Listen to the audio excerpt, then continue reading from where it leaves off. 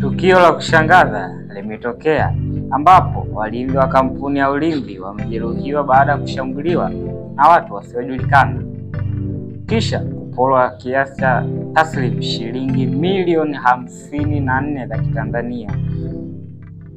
Baada ya tukio hilo, polisi wameanza uchunguzi, huku wananchi wakitaka hatua kali zichukuliwe dhidi ya waliohusika katika tukio hilo.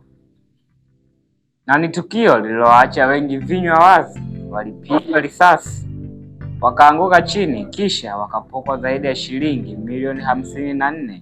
Je, usalama wetu uko wapi?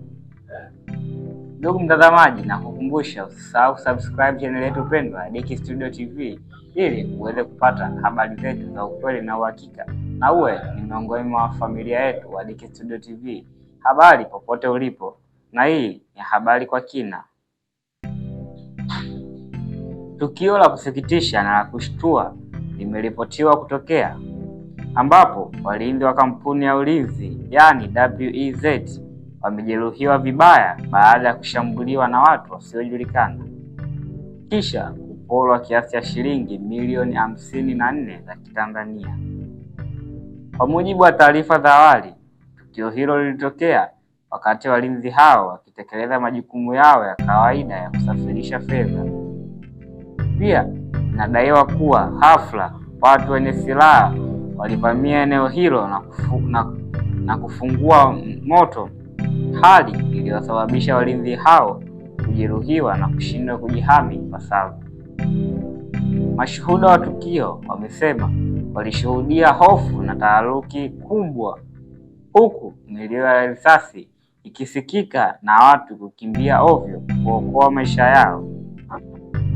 Baada ya kuwajeruhi walinzi hao, wahalifu hao waliweza kuchukua fedha zote zilizokuwepo, kiasi kinachokadiriwa kufikia shilingi milioni 54, kisha kutokomea kusikojulikana. Walinzi waliojeruhiwa walikimbizwa hospitalini kwa ajili ya matibabu, ambapo baadhi yao waliripotiwa kuwa katika hali mbaya, lakini wanaendelea kupatiwa huduma za kitabibu na mpaka sasa hali zao hazijawekwa wazi. Tukio hili limeweza kuzua masikitiko na hasira miongoni mwa wananchi, wengi wakijiuliza ni kwa namna gani uhalifu wa aina hii unaendelea kutokea hadharani. Licha hivyo, jeshi la polisi limethibitisha kwa kutokea tukio hilo na kusema kuwa uchunguzi wa kina unaendelea, sambamba na msako mkali wa kuwasaka wahusika wa uhalifu huo. Pia polisi wamehakikisha wananchi kuwa watachukua hatua kali mara tu watakapowakamata wahusika.